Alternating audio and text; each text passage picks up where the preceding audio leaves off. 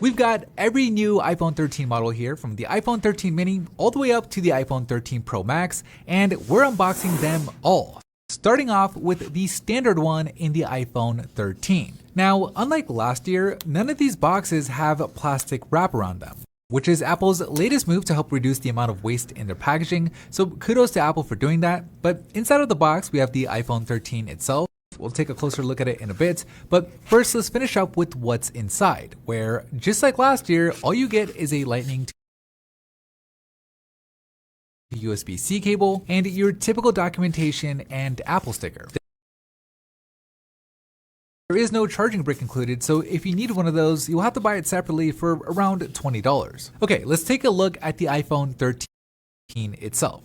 So we got it in this product red color. I feel like it's a little bit darker than last year's product red, and I really like the look of it. While it has mostly the same design as the iPhone 12 with the same squared edges and the glossy finish on the back, there are a few things that'll help you spot the difference. The first and the main one is the new camera system, where instead of being stacked like on the iPhone 12, the iPhone 13's cameras have a diagonal layout, with the lenses themselves being a lot bigger, with Apple fitting in a bigger sensor along with sensor shift stabilization, bringing one of the most significant upgrades to the standard iPhone camera in years. Now, the second visual difference on the iPhone 13 is a lot harder to spot in the smaller notch.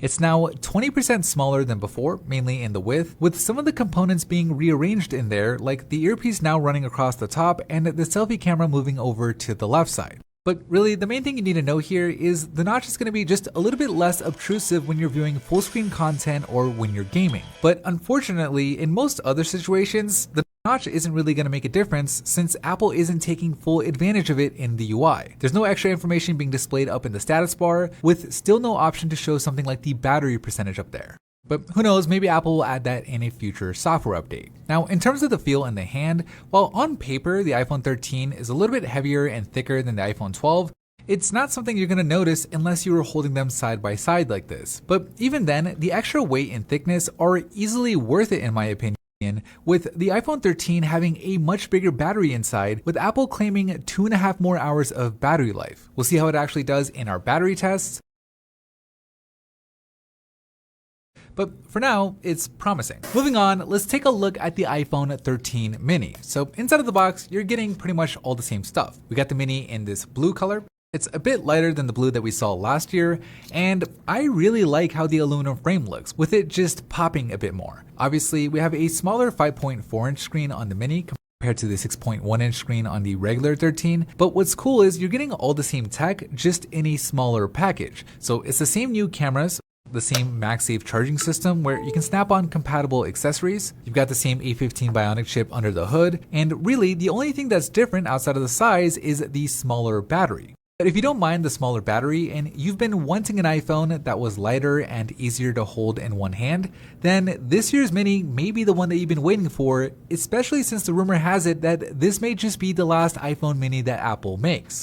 Okay, so next up is the iPhone 13 Pro in graphite, where despite the more expensive price tag, inside of the box, you're not getting anything extra. So still no charging brick here, but what you are getting is a completely new camera system. And it's huge. The housing is bigger, the lenses protrude more, and obviously you're getting that extra 3x telephoto camera along with the LiDAR sensor in there. So unlike last year's iPhone 12 and the 12 Pro, the iPhone 13 and 13 Pro won't be able to use the same case since the camera systems are so different. But for those of you who don't plan on using a case, with the Pro models, you get a more premium matte finish on the back that doesn't pick up anywhere near as many fingerprints, and the stainless steel frame does a better job than the regular 13's aluminum at resisting scuffs if you drop it. But let's talk about one of my favorite new features on the Pro models and the new display, which is not only brighter than last year's, but it finally has a 120 Hz refresh rate. This makes the screen twice as responsive as the normal models, so when you pick up the Pro model and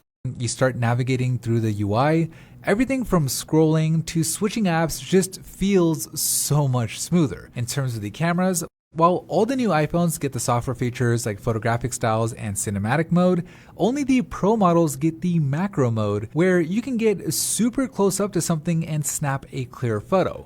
This all happens automatically as you approach whatever you're trying to take a macro shot of. The transition is actually pretty seamless, and it's just one more tool in the Pro model's camera system that will help you take more interesting photos and videos. And last but not least, let's move on to the big boy in the iPhone 13 Pro Max. We have it in this Sierra blue color, which was a much lighter blue than I was expecting for some reason, certainly brighter than the Pacific blue on the iPhone 12 Pro Max. But nonetheless, it's a good looking phone. So unlike last year, the iPhone 13 Pro Max shares all of the same specs as the smaller iPhone 13 Pro outside of two things, which is the bigger screen where you get a 6.7-inch display compared to the 6.1-inch display on the regular Pro, and the bigger battery. In fact, Apple is claiming that this iPhone 13 Pro Max has the best battery life on any iPhone ever. So I can't wait to see how it performs in our battery test.